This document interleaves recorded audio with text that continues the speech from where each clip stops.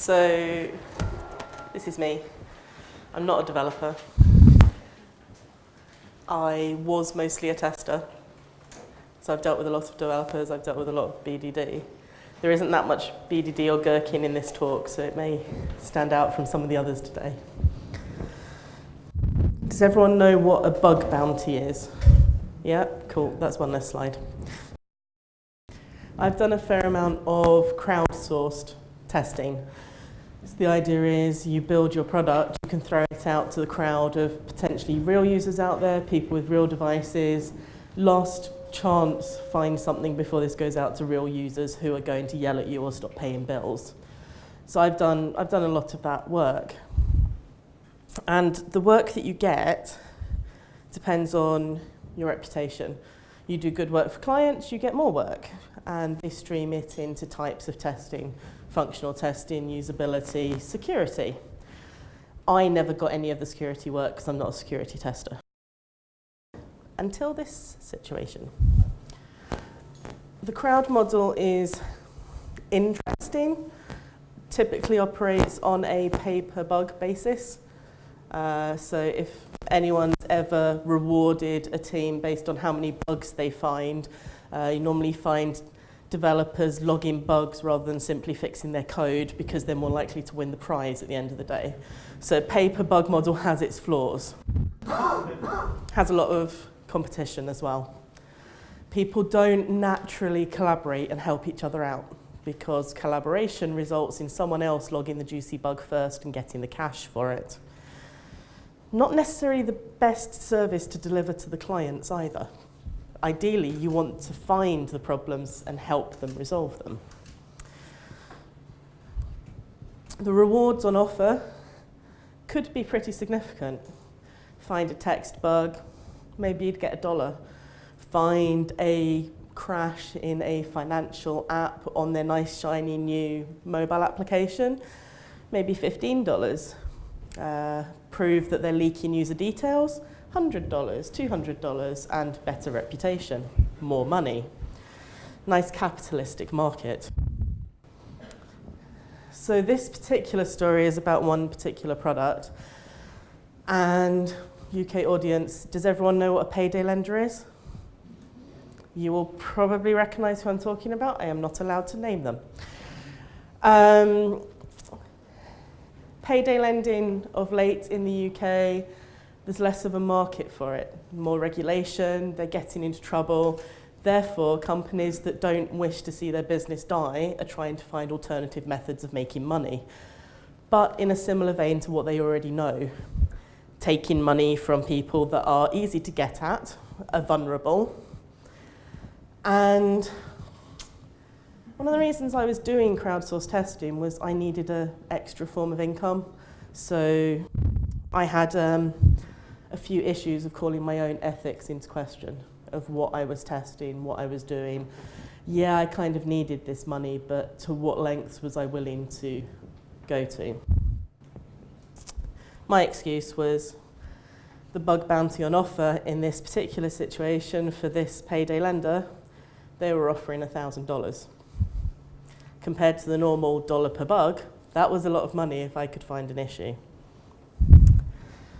Now, the specific challenge that they gave was to find any vulnerability at all that would lead to financial or reputational loss.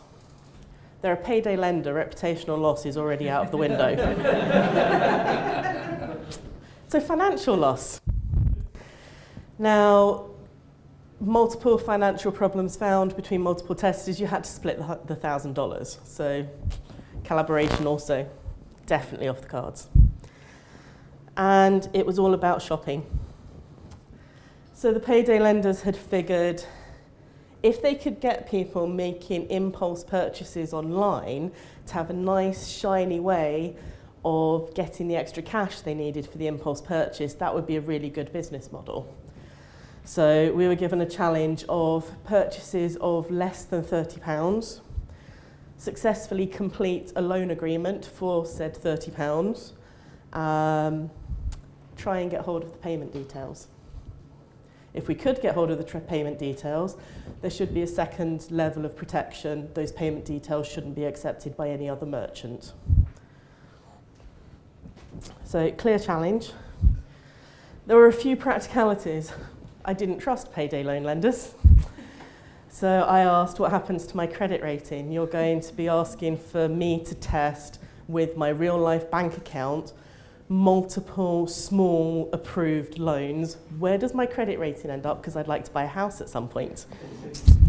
Do I trust you to clear up my credit rating? When you say it will be off, do you just mean you'll tick the little flag that says paid, or actually wipe this data off of me? So I got some reassurances that would hold up in court, put it that way. Still didn't trust them. We were assured the solution had been penetration tested, this was good to go to market. It actually already been soft launched and was live with one merchant. They had their known knowns, they had their known unknowns, and they were good to go. Okay, so that masked out more than I expected. owasp, top 10 principles of potential security attacks. Most people that are professional security testers or involved in this area will go for these kind of attacks. I am not a security tester. Anyone else in this area will beat me on any of those, so I ignored them. I also didn't look like your stereotype security tester. They're generally quite nerdy, they're frequently male. They're often buried in basements. They don't normally just have one laptop each, there's normally multiple screens going on. So I was in a mini crowd of people that I couldn't hold my own against because I wasn't like them. If I was going to try and be like them, I wouldn't win the prize, so I needed to try and be like me. So all of those fancy tools, Burp Suite, Z-Attack Proxy, all the other things that lots of people know how to use, I didn't install a single one of them. Instead, I took a look at how the system plugged together. My theory was if I could understand the system, I could see the gaps in between it. If I could understand the people that had built the system, I could spot their logic drops or their communication drops, and that's where the vulnerabilities were going to be. So the client was kind of bought into helping out the testers. They did talk to us when we asked questions. They did see that that was in their best interest to help provide information, because at the end of the day, they didn't need any more bad press. And what I found was the payment security that all the other testers were saying, payments are fine, everything is secured, everything's over SSL. That was the payment gateways used by the merchants. And the security testers were right, that was pretty much impenetrable. One of the merchants being hooked into was Amazon. Pretty sure there are plenty better than me that have tried to get through Amazon's security measures. So I pulled back to the first principles. The particular solution that was in play.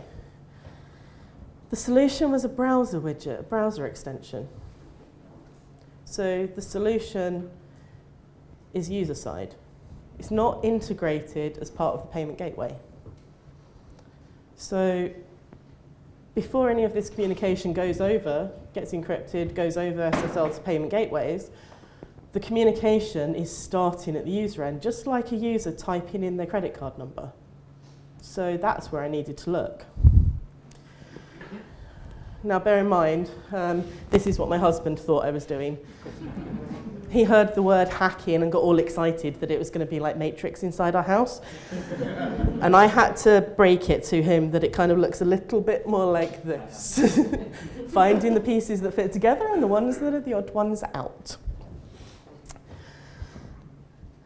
As well as this being a browser extension, they were setting up credit cards on the fly, prepaid credit cards.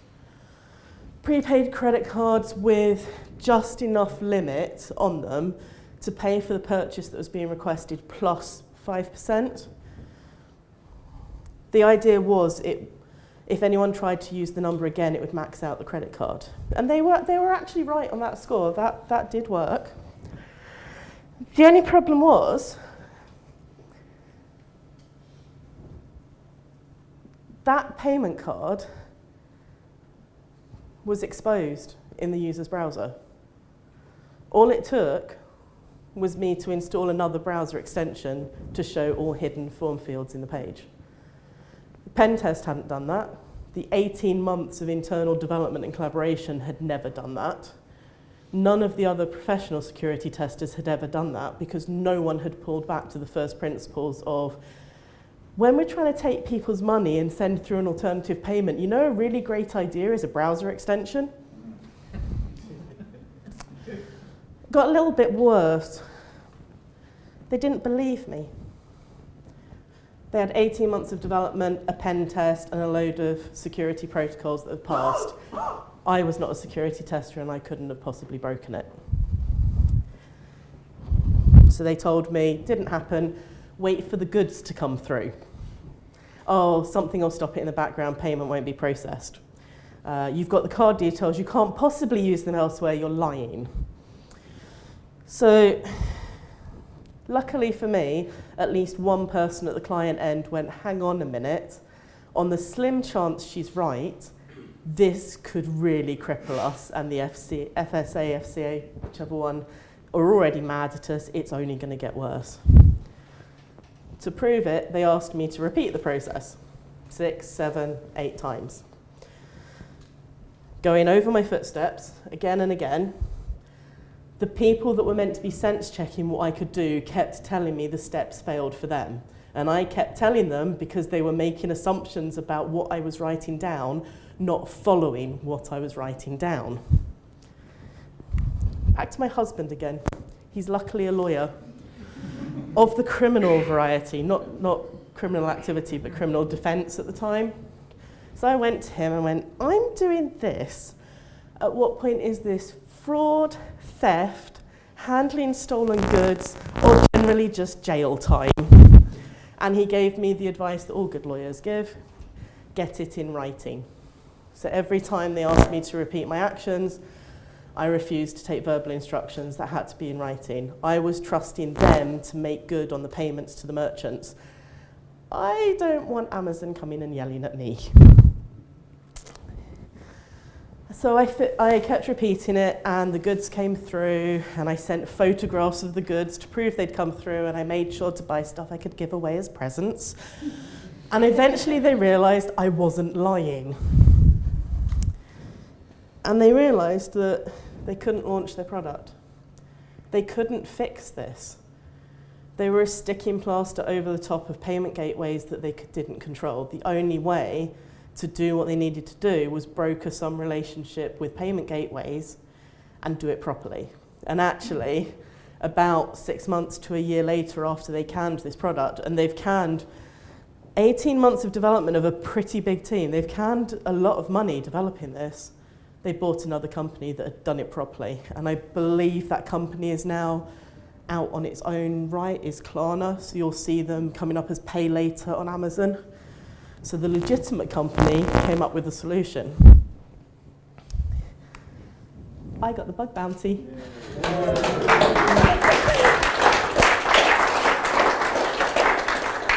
So I got $1,000 from a payday lender that probably came from really vulnerable people, and that doesn't make me happy.